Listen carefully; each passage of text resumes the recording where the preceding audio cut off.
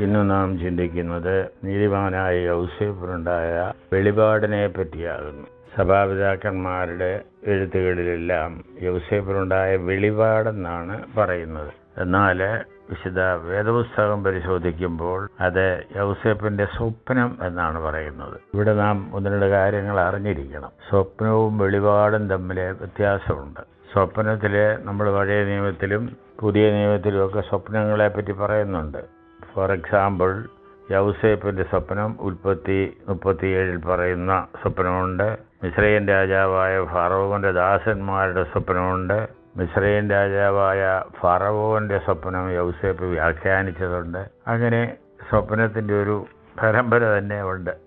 അപ്പോൾ അവിടെയെല്ലാം നമ്മൾ കാണുന്നത് സ്വപ്നാവസ്ഥയിലേക്ക് പോയിട്ട് അവർ കാണുന്ന ദൃശ്യങ്ങളാണ്. സ്വപ്നാവസ്ഥ എന്ന് പറയുന്നത് ഞാൻ നേരത്തെ പറഞ്ഞതുപോലെ മനുഷ്യൻ്റെ കോൺഷ്യസ്നെസ്സിൻ്റെ രണ്ടാമത്തെ അവസ്ഥയാണ്. ജാഗ്രത്, സ്വപ്ന, സുഷുപ്തി, തൂര്യം, ബിന്ദു എന്നൊക്കെ അത് ക്ലാസിഫൈ ചെയ്തിട്ടുണ്ട്. അപ്പം ഇവിടെ പറയുന്നത് ആദ്യമേ നമ്മൾ പറഞ്ഞ ഈ സ്വപ്നങ്ങളിലൊക്കെ ഇൻവോൾവ് ആയിട്ടുള്ള ഒരാളേ ഉള്ളൂ, ഒരു പാർട്ടിയേ ഉള്ളൂ. ഉറക്കം തുടങ്ങാറാകുന്ന സമയത്തുണ്ടാകുന്ന ഒരു അനുഭവമാണ്, ഒരു കാഴ്ചയും അതിൻ്റെ കൂടെ ഉണ്ട്. അതൊരു വീഡിയോ പോലെ നമുക്ക് മനസ്സിലാക്കാം. എന്നാൽ നമ്മൾ നേരത്തെ പറഞ്ഞ യാക്കോബിൻ്റെ സ്വപ്നം, യാക്കോബ് ഗോവേണി കണ്ട, സ്വർഗത്തോളം എത്തുന്ന ഗോവേണി കണ്ടു. ആ ഗോവേണിയുടെ അഗ്രത്തിൽ യഹോവ ഉണ്ടായിരുന്നു, യഹോവ യാക്കോബിനോട് സംസാരിച്ചു എന്നൊക്കെ പറയുന്നത് വെറും സ്വപ്നം മാത്രമല്ല. അതിനെ നമ്മൾ കാണേണ്ടത് ഈ ഗോവേണിയുടെ അങ്ങേ സൈഡിൽ യഹോവ നിൽക്കുക. അപ്പം ഒരു കമ്മ്യൂണിക്കേഷൻ അവിടെ നടക്കുന്നുണ്ട്. സ്വർഗത്തിൽ നിന്ന് ഭൂമിയിലേക്ക്, അതായത് യഹോവയിൽ നിന്ന് യാക്കോബിലേക്ക് ഒരു സന്ദേശം വരുന്നു. അത് ഒരു കമ്മ്യൂണിക്കേറ്ററിയാണ്, മുകളിൽ നിന്നുള്ള. അതാണ് പിന്നെ വെളിപാടെന്ന് പറയുന്നത്. അപ്പോൾ ഇനിയും ഈ വെളിപാടിനെ പറ്റി നോക്കിയാൽ വെളിപാട് പലതരത്തിലുണ്ട്. മനുഷ്യൻ്റെ അടുക്കലേക്ക് ദൈവം ഇറങ്ങി വരുന്ന ഇതുണ്ട്. അത് ഇപ്പോൾ യാക്കോബിൻ്റെ സ്വപ്നത്തിലുണ്ടായ ഒരു വെളിപാടാണ്. സ്വപ്നം അല്ലാതെ നേരിട്ടുള്ള വെളിപാടുകൾ ഉണ്ട്. അത് നമ്മൾ അബ്രഹാമിൻ്റെ കാലം തൊട്ട് നമുക്ക് കാണാവുന്ന. അബ്രഹാം മമ്രയുടെ തോപ്പിൽ തല പൊക്കി നോക്കിയപ്പോൾ 3 പുരുഷന്മാർ വരുന്ന കണ്ടു. അത് ഡയറക്റ്റ് എക്സ്പീരിയൻസാണ്.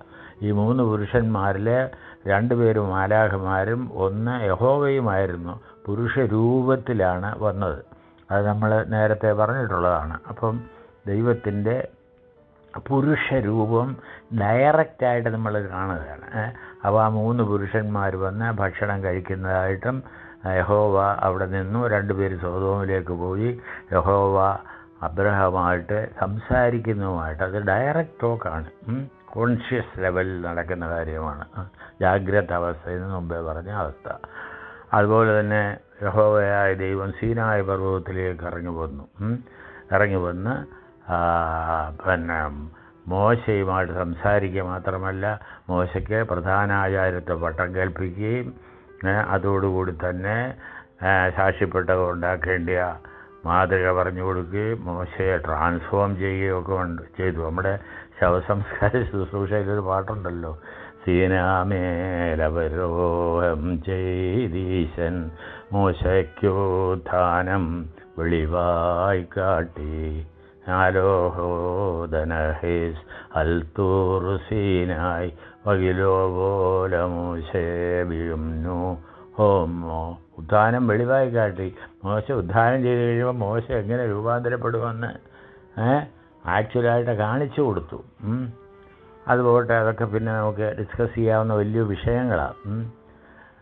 മോശയ്ക്ക് കൈവെപ്പ് കൊടുത്തു എന്നെല്ലാം പറഞ്ഞ് പിതാക്കന്മാർ അതിനെപ്പറ്റി ഒരുപാട് എഴുതിയിട്ടുണ്ട്. പള്ളി കൂദാശ കർമ്മത്തിലുമൊക്കെ അതിൻ്റെ ഡീറ്റെയിൽസൊക്കെ ഉണ്ട്. അതിലേക്ക് നമുക്ക് പിന്നെ വരാം. പിന്നെ കാണുന്നത് ഏശയ്യാ ദീർഘദർശി ഭൂമിയിലിരിക്കുമ്പം സ്വർഗം തുറന്നിരിക്കുന്നു. സ്വർഗത്തിലെ ദേവാലയം കണ്ടു, ബലിപീഠം കണ്ടു, ബലിപീഠത്തിലെ തീക്കനൽ കണ്ടു. ഒരു മാലാഖ തീക്കനൽ ഒരു കുടലിൽ കൊണ്ടുവന്ന് ദീർഘദർശിയുടെ അധരങ്ങളിൽ തൊടുവിച്ചു എന്ന് വരെ പറയുന്നുണ്ട്. അത് സ്വപ്നമല്ല, അത് ഡയറക്റ്റ് എക്സ്പീരിയൻസാണ്.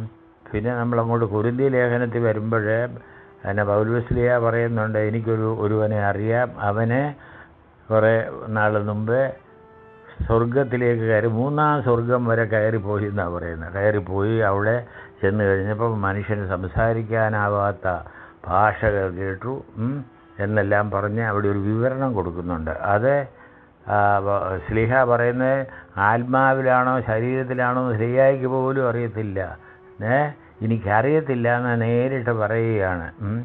അത് കഴിഞ്ഞ് പിന്നെ അവസാനമായിട്ട് നമ്മൾ കാണുന്നത് യോഹന്നാൻ ശ്ലീഹ പത്മോസ് ദ്വീപിലിരിക്കുമ്പോൾ കർത്തൃ ദിവസത്തിൽ ആത്മവിവശനായെന്നാണ് പറയുന്നത്. അപ്പം ആത്മതലത്തിലേക്ക് ദേഹി ആത്മാവ് ആ മൂന്നാം തലത്തിലേക്ക് ഉയർത്തപ്പെട്ടു. എന്നിട്ട് പറയുക, നീ ഇവിടെ കയറി വരിക, ഇനിയും സംഭവിക്കാനുള്ളൂ ഞാൻ നിനക്ക് കാണിച്ചു തരാമെന്നും പറഞ്ഞ് അദ്ദേഹത്തിൻ്റെ ആത്മാവ് സ്വർഗത്തിലേക്ക് കയറി. സ്വർഗത്തിലെ ഒരു വാതിൽ കണ്ടു. വാതിൽ തുറന്നപ്പോൾ ദൈവസിംഹാസനം കണ്ടു. അത് വെളിപാട് പുസ്തകം 4-ാം അധ്യായം നിങ്ങൾ വായിക്കണം. മനസ്സിരുത്തി വായിക്കുമ്പോൾ ആ സിംഹാസനത്തിൻ്റെ വർണ്ണനയുണ്ട്. അതിലെ ദൈവസിംഹാസനം, 4 ജീവികൾ, അമരുന്ന കാള, അലറുന്ന സിംഹം, ചലിക്കുന്ന ഗരുഡൻ, സ്തുതിക്കുന്ന മനുഷ്യൻ, ഇങ്ങനെ 4 ജീവികളുടെ സിംഹാസനം എന്നാണ് പറയുന്നത്. ആ സിംഹാസനത്തിൽ ദൈവം ഉപവിഷ്ടനായിരിക്കുന്നു. അത് കഴിഞ്ഞ ഉടനെ പുത്രൻ തമ്പുരാൻ വരുന്നു. 7 മുദ്രകളാൽ മുദ്രയിടപ്പെട്ട ജീവൻ്റെ പുസ്തകം തുറക്കാൻ യോഗ്യന് ആരുണ്ടെന്ന് മൂപ്പന്മാരിൽ ഒരാൾ പറയുമ്പോൾ കർത്താവ് കുഞ്ഞാട് രക്താംബരണ്ട അങ്കിയും ധരിച്ചു കൊണ്ടുവന്ന് ആ പുസ്തകം ഏറ്റുവാങ്ങിയതായിട്ടൊക്കെ വെളിപാട് പുസ്തകത്തിലുണ്ട്. അത് നമ്മൾ ഭൂമിയിലിരിക്കുമ്പോൾ തന്നെ ട്രാൻസ്ഫോം ചെയ്ത്, അല്ലെങ്കിൽ ഓരോ സ്റ്റേജ് വിട്ടിട്ട് ആത്മാവിൽ ചെയ്ത് ആത്മാവ് സ്വർഗത്തിലേക്ക് കയറിപ്പോയി. അങ്ങനെ ഒരു വലിയൊരു ഡയറക്റ്റ് എക്സ്പീരിയൻസ് ആണ്. അതുപോലെ തന്നെ മറുരൂപമലയിൽ കർത്താവ് യേശുമിശിഹ മറ്റ് ശിഷ്യന്മാരെ പോലുള്ള ഫിസിക്കൽ ബോഡിയെ ചെന്നിട്ട് രൂപാന്തരം പ്രാപിക്കുന്നുണ്ട്. സൂര്യനെ പോലെ പ്രകാശിച്ചു എന്നെല്ലാം പറഞ്ഞുള്ള വിവരണങ്ങളുണ്ട് താബോർ മലയിൽ. അപ്പോൾ ഇങ്ങനെയുള്ള വ്യത്യാസങ്ങളൊക്കെ നാം മനസ്സിലാക്കണം. എന്നിട്ട് തിരിച്ച് നമുക്ക് യൗസേപ്പിൻ്റെ സ്വപ്നത്തിലേക്ക് വരാം. യൗസേപ്പിൻ്റെ സ്വപ്നമല്ല, വെളിപാടാണ്. അത് സ്വപ്നം പോലെയുള്ള ഒരു വെളിപാടെന്നാണ് പിതാക്കന്മാർ എഴുതിയിരിക്കുന്നത്. അപ്പോൾ ദ പോയിൻ്റ് ഈസ്, വെളിപാടിലെ ആ ഓപ്പോസിറ്റ് സൈഡിൽ ദൈവം ഉണ്ട്, അല്ലെ ദൈവദൂതനുണ്ട്. ഇവിടെ അങ്ങനെയാണ്. ദൈവത്തിൻ്റെ ദൂതനായ ഗബ്രിയേലാണ് ഇറങ്ങി വന്ന് യൗസേപ്പിനോട് സ്വപ്നരൂപേണ സംസാരിക്കുന്നത്. അത് വേദപുസ്തകത്തിൽ ഞാൻ വായിക്കാം. എന്നാൽ യേശുവിൻ്റെ ജനനം ഇവണ്ണമായിരുന്നു. അവൻ്റെ അമ്മയായ മറിയാം യൗസേപ്പിന് വിവാഹം നിശ്ചയിച്ചിരിക്കപ്പെട്ട ശേഷം അവർ കൂടി വരും മുമ്പ്. കണ്ടോ, വിവാഹ നിശ്ചയം കഴിഞ്ഞാലേ കൂടി വരണമെങ്കിൽ ഏതാണ്ട് 1 വർഷം വേണമെന്ന് ഞാൻ മനസ്സിലാക്കിയിരിക്കുന്നത്. അത് യഹൂദന്മാരുടെ മര്യാദ പ്രകാരമുള്ള ഒരു രീതിയാണ്. കൂടി വരും മുമ്പേ പരിശുദ്ധാത്മാവിനാൽ ഗർഭിണിയായി എന്ന് കണ്ട് അവളുടെ ഭർത്താവായി യൗസേപ്പ് നീതിമാനാകൊണ്ടും അവൾക്ക് ലോകാപവാദം വരുത്തുവാൻ അവനെ മനസ്സില്ലായകൊണ്ടും അവളെ ഗൂഢമായി ഉപേക്ഷിപ്പാൻ ഭാവിച്ചു. ഇങ്ങനെ നനച്ചിരിക്കുമ്പോൾ കർത്താവിൻ്റെ ദൂതൻ അവന് സ്വപ്നത്തിൽ പ്രത്യക്ഷനായി, ദാവീദിൻ്റെ മകനായ യൗസേപ്പ്, നിന്റെ ഭാര്യയായ മറിയയെ ചേർത്ത് കൊള്ളുവാൻ ശങ്കിക്കേണ്ട. അവളിൽ ഉൽപ്പാദിതമായിരിക്കുന്നത് പരിശുദ്ധാത്മാവിനാലാകുന്നു. അവൾ ഒരു മകനെ പ്രസവിക്കും. അവൻ തൻ്റെ ജനത്തെ അവരുടെ പാപങ്ങളിൽ നിന്നും രക്ഷിപ്പാനിരിക്കൊണ്ട് നീ അവനെ യേശു എന്ന് പേരിടണം എന്ന് പറഞ്ഞു. കന്യക ഗർഭിണിയായൊരു മകനെ പ്രസവിക്കും. അവനെ ദൈവം നമ്മോടുകൂടെ എന്നർത്ഥമുള്ള ഇമ്മാനുവേൽ എന്ന് പേരാകുമെന്ന് കർത്താവ് പ്രവാചകൻ മൂലം അരുളി ചെയ്ത് നിവൃത്തിയായി. അത് യെശയ്യാപ്രവചനം 7:14 നമ്മൾ കാണുന്നതാണ്. അപ്പം അതിന് നിവൃത്തി വന്നു. ഇവിടെ നാം പഠിക്കേണ്ട ഒരുപാട് കാര്യങ്ങളുണ്ട്. അപ്പം യോസേപ്പിനുണ്ടായ വെളിപാടെന്നും പറഞ്ഞ് നമ്മൾ പ്രവേശകര പുസ്തകത്തിൽ വായിക്കുമ്പോൾ അതൊരു സാധാരണ സംഭവമായിട്ട് വലിയ ഇമ്പോർട്ടൻസ് ഒന്നും കൊടുക്കുകയില്ല സാധാരണ. എന്നാൽ ഇതിൻ്റെ ഇമ്പോർട്ടൻസ് പറഞ്ഞറിയിക്കാൻ വയ്യാത്ത പ്രകാരമുള്ളതാണ്. അതൊരു വലിയ ക്രിട്ടിക്കൽ പോയിൻ്റാണ്. ആ മനുഷ്യാവതാര രഹസ്യത്തിൻ്റെ പൂർത്തീകരണത്തിന് വിരുദ്ധമായി നിൽക്കുന്ന വലിയ ഒരു സിറ്റുവേഷനാണിത്. കാരണം മറിയാമിനെ സംശയിച്ച് അവളെ ഉപേക്ഷിക്കുവാനായിട്ട് യൗസേപ്പിൻ്റെ അന്ധകരണത്തിൽ ഒരു തോന്നലിങ്ങനെ ക്വസ്റ്റ്യൻ മാർക്കായിട്ട് നിൽക്കുകയാണ്. ഉപേക്ഷിച്ച് കഴിഞ്ഞാൽ അവളെ അന്നത്തെ യഹൂദന്മാരുടെ മര്യാദ പ്രകാരം നിയമപ്രകാരം കല്ലെറിഞ്ഞ് കൊല്ലണമെന്നാണ്. ഭർത്താവില്ലാതെ ഗർഭിണിയായിരിക്കുകയാണ്. അങ്ങനെ യൗസേപ്പിനെ ഭയങ്കരമായിട്ട് അലട്ടിക്കൊണ്ട് യൗസേപ്പ് ഉപേക്ഷിച്ചാൽ ദൈവം തമ്പുരാൻ്റെ പ്ലാനുകൾ മുഴുവൻ അതുമൂലം നിഷ്ഫലമായി തീരുന്ന ഒരു സിറ്റുവേഷനിലേക്ക് വരും. അപ്പോൾ അവിടെ നമ്മൾ മനസ്സിലാക്കേണ്ട യൗസേപ്പിൻ്റെ അനുസരണമാണ്. മാലാഖ വന്ന് യോസേപ്പിനോട് ഇത് പറയുമ്പോൾ യോസേപ്പ് പരിപൂർണമായിട്ടതിൽ വിശ്വസിച്ചു. അപ്പോൾ യൗസേപ്പിനോട് പറയുന്നത് എന്താ? ഇങ്ങനെ ഒരു ശിശു ജനിക്കും, അത് പരിശുദ്ധാത്മാവിനാലാകുന്നു, അതുകൊണ്ട് നീ ധൈര്യമായിട്ടിരിക്കുക, അവന് യേശു എന്ന് പേരിടണം. നേരത്തെ മറിയാമിനോട് മാലാഖ പറഞ്ഞ അത് തന്നെ റിപ്പീറ്റ് ചെയ്യുക വീണ്ടും, അവന് യേശു എന്ന് പേരിടണമെന്ന് പറഞ്ഞ്. അപ്പം യൗസേപ്പ് ആ സ്വപ്നത്തിലെ നിർദ്ദേശപ്രകാരം മറിയാമിനെ കൈക്കൊണ്ടു. ആ നിമിഷം തൊട്ട് വിശുദ്ധ കന്യക മറിയാം യൗസേപ്പിൻ്റെ ആരാധനാപാത്രമായി തീർന്നു. ദൈവം അവളിൽ വസിക്കുന്നതുകൊണ്ട് ദൈവത്തെ പോലെ നമ്മൾ ആരാധിക്കുന്ന ദൈവമാണ് അവളിൽ ഇറങ്ങി വസിക്കുന്നത്. നേരത്തെ പറഞ്ഞതുപോലെ വചനമായി വന്ന് കാതതിൽ കൂടെ പ്രകാശമായി വചനത്താൽ പൊതിയപ്പെട്ട പ്രകാശമായി വന്ന് ഗർഭം ധരിച്ചിരിക്കുകയാണ്. അപ്പം അവളെ കാണുമ്പോൾ നമ്മൾ സ്വർഗത്തെ കാണുന്ന ഒരു പ്രതീതിയാണുള്ളത്. സ്വർഗസ്ഥനായ ദൈവം അവൾ വസിക്കുന്ന കൊട്ടാരമായി അവളങ്ങ് രൂപാന്തരപ്പെടുകയാണ്. അപ്പോൾ ഈ സിറ്റുവേഷനാണ് സഭയും അവളെ കാണുന്നത് ഈ തരത്തിലാണ്. അതുകൊണ്ട് ആ ദിവസത്തെ പ്രാർത്ഥനയിൽ വിശുദ്ധ സഭ അവളുടെ അവദാനങ്ങൾ പുകഴ്ത്തുന്നുണ്ട്. അതിനു മുമ്പായി ആ യൗസേപ്പിൻ്റെ കാര്യങ്ങളൊക്കെ പറയുന്നുണ്ട്. എങ്ങനെയാണെന്ന് നമുക്ക് നോക്കാം. സ്വപ്നത്തിൽ കർത്താവിൻ്റെ മാലാഖ അവന് പ്രത്യക്ഷനായി അവനോട് പറഞ്ഞു, ദാവീദിൻ്റെ പുത്രനായ യൗസേപ്പേ, നിൻ്റെ ഭാര്യയായ മറിയാമിനെ ചേർത്ത് കൊള്ളുവാൻ ശങ്കിക്കേണ്ട, അവൾ ഗർഭിണിയായത് പരിശുദ്ധാത്മാവിലാകുന്നു. അവൾ പുത്രനെ പ്രസവിക്കും, അവൻ്റെ പേർ യേശു എന്ന് വിളിക്കണം. അവൻ തൻ്റെ ജനത്തെ അവരുടെ പാപങ്ങളിൽ നിന്ന് രക്ഷിക്കും. ആകയാൽ ദിവ്യ വെളിപാടിൻ്റെ സന്തോഷകരമായ ഈ പെരുന്നാളിനെ പരിശുദ്ധാത്മാവിൻ്റെ കീർത്തനങ്ങളാൽ ആഘോഷിച്ചുകൊണ്ട് ഞങ്ങൾ പറയുന്നു. സഭ പറയുന്നതാ. അപ്പോൾ സഭ എന്താ പറയുന്നത് നോക്കാം. നിർമ്മലനായ യൗസേപ്പിന് വെളിപ്പെട്ട വിശ്വാസത്യം തെളിയിച്ച ദൈവീക വെളിപാട് ഇതാകുന്നു. സൃഷ്ടികളുടെ രക്ഷകൻ്റെ ജനത്തെപ്പറ്റി യൗസേപ്പിൻ്റെ മനസ്സിനെ ഉറപ്പിച്ച ദൈവിക വെളിപാട് ഇതാകുന്നു.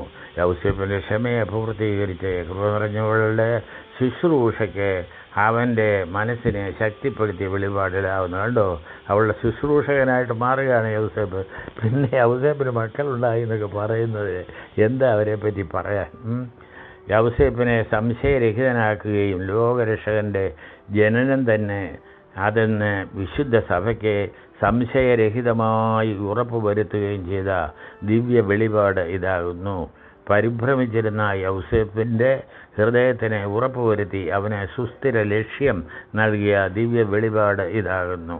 അതിനാൽ രക്ഷാകരമായ ആയുധം ഞങ്ങൾക്ക് സിദ്ധിക്കുകയും സത്യദ്വേഷികളുടെ നിന്ദ്യമായ ചിന്തയെ ജയിച്ച് കുറ്റപ്പെടുത്തുകയും ചെയ്ത ദിവ്യ വെളിപാട് ഇതാകുന്നു. മാലാഖയാൽ വെളിപ്പെടുത്തപ്പെടുകയും മാലാഖമാരുടെ നാഥനാൽ ഉറപ്പിക്കപ്പെടുകയും ചെയ്ത ദിവ്യ വെളിപാട് ഇതാകുന്നു. പുണ്യവാനായ യൗസേപ്പിൻ്റെ മനോഭീതിയെ നീക്കി മറിയാമിൻ്റെ ഗർഭധാരണത്തെ പറ്റിയുള്ള വിപരീത അഭിപ്രായത്തെ നീക്കം ചെയ്ത ദിവ്യ വെളിപാട് ഇതാകുന്നു. മാലാഖ വഴിയായി യൗസേപ്പ് കണ്ടതും അതിൻ്റെ സത്യത്താൽ മറിയാം യഥാർത്ഥമായി മഹിമപ്പെട്ടതുമായ ദിവ്യ വെളിപാട് ഇതാകുന്നു. നീതിമാനും പുണ്യവാനുമായവന് അത് ഉണ്ടായിട്ട് കൃപ നിറഞ്ഞവളുടെ വിശുദ്ധിയെ സംരക്ഷിച്ച ദിവ്യ വെളിപാട് ഇതാകുന്നു. മറിയാമിനെയും യൗസേപ്പിനെയും ഒരുപോലെ അത്ഭുത പരവശരാക്കിയ ദിവ്യ വെളിപാട് ഇതാകുന്നു. മറിയാമിൻ്റെ മനസ്സിൽ ആത്മീയ സന്തോഷം നിറപ്പാൻ ദൈവത്തിൻ്റെ കൃപ മൂലം അയക്കപ്പെട്ട വെളിപാട് ഇതാകുന്നു. ദാവീദിൻ്റെ പുത്രനായ യൗസേപ്പിൻ്റെ സംശയവും ഭീതിയും നിറഞ്ഞ മനസ്സ് തെളിയിച്ച ദൈവ വെളിപാട് ഇതാകുന്നു. പ്രധാന ദൂതനായ ഗബ്രിയേലിൻ്റെ സാക്ഷ്യം മൂലം സൃഷ്ടിക്ക് നല്ല പ്രത്യാശ ഉണ്ടാക്കിയ ദിവ്യ വെളിപാട് ഇതാകുന്നു. രണ്ട് ഭാഗങ്ങളെയും യോജിപ്പിക്കുകയും നാശകരമായ പാഷാണ്ഡോപദേശത്തെ സഭയിൽ നിന്ന് നീക്കുകയും ചെയ്ത ദിവ്യ വെളിപാട് ഇതാകുന്നു. അക്രമികളുടെ ഉപദ്രവത്തിൽ നിന്നും മറിയാമിനെയും യഹൂദന്മാരുടെ വഞ്ചനയുള്ള വായിൽ നിന്ന് യൗസേപ്പിനെയും രക്ഷിച്ച ദിവ്യ വെളിപാട് ഇതാകുന്നു. അതിൻ്റെ ശരിയായ നിർവഹണത്താൽ സഭയെ അലങ്കരിക്കുകയും അതിൻ്റെ ശ്രേഷ്ഠതയാൽ വിശ്വാസികളെ മഹത്വീകരിക്കുകയും ചെയ്ത ദിവ്യ വെളിപാട് ഇതാകുന്നു. ദൈവത്തിൻ്റെ ജനനത്തിന് മുമ്പ് വെളിപ്പെടുകയും ജഡപ്രകാരം പ്രത്യക്ഷനായ ആദരീശൻ്റെ ഉദയത്തെ മുമ്പ് കൂട്ടി അറിയിക്കുകയും ചെയ്ത ദിവ്യ വെളിപാട് ഇതാകുന്നു. പ്രധാന ദൂതൻ കാണിക്കുകയും അദൃശ്യ സംഗതികളെ വെളിപ്പെടുത്തുന്ന റൂഹ തെളിയിക്കുകയും ചെയ്ത ദിവ്യ വെളിപാട് ഇതാകുന്നു. സ്ഥാനാപതി മൂലം പരിശുദ്ധ പിതാവ് അയച്ചിട്ട് വിശുദ്ധ പുത്രൻ തൻ്റെ അവതാരം മൂലം നിറവേറ്റിയ ദിവ്യ വെളിപാട് ഇതാകുന്നു. മേലും താഴെയുമുള്ളവർ അതിൽ സ്തുതി പാടിയ ദിവ്യ വെളിപാട് ഇതാകുന്നു. ആകയാൽ കാരുണ്യവാനായ കർത്താവ് എന്നോട് ഞങ്ങൾ അപേക്ഷിക്കുന്നു എന്ന് പറഞ്ഞിട്ട് ആ റുട്ടീൻ രീതിയിൽ ആ ദിവസത്തിൻ്റെ പ്രാധാന്യം വെച്ച് നമ്മൾ ദൈവാനുഗ്രഹം അപേക്ഷിക്കുകയും ആ കൂട്ടത്തിൽ തന്നെ പരിശുദ്ധന്മാരെ ഓർക്കുകയും അത് കഴിഞ്ഞ് അവസാനം ധൂപാർപ്പണം ചെയ്ത് ആ പ്രാർത്ഥന അവസാനിപ്പിക്കുകയും ചെയ്യുന്നു. ഈ 5 പ്രാർത്ഥനകൾ ഒന്ന് മാത്രമേ ഞാൻ റെഫർ ചെയ്തുള്ളൂ, ബാക്കി 4 വിടുകയാണ്. അപ്പോൾ ഈ ദിവസത്തിൻ്റെ പ്രാധാന്യം ഇങ്ങനെ നമ്മൾ മനസ്സിലാക്കണം. വിശുദ്ധ സഭ ആണ് ഇതെല്ലാം നമുക്ക് മനസ്സിലാക്കി എക്സ്പ്ലെയിൻ ചെയ്ത് ആരാധനയുടെ ഭാഗമായി ചേർത്ത് അതുമായി നമ്മളെ സംയോജിപ്പിച്ച് അവിടെ നടന്ന സംഭവങ്ങളെ അത് ഇവിടെ നടക്കുന്നതായിട്ട് ചിത്രീകരിച്ച് ആ മഹത്വമേറിയ ആരാധനയിൽ നമ്മളെ സംബന്ധിപ്പിക്കുന്നത്. ഇതോടുകൂടി സൂബോറോ ആഴ്ചയിലെ 7 ദിവസമുള്ള 7 ഞായറാഴ്ചകളുടെ പ്രാധാന്യത്തെ പറ്റിയുള്ള ഡിസ്കഷൻ നമുക്ക് അവസാനിപ്പിക്കാം.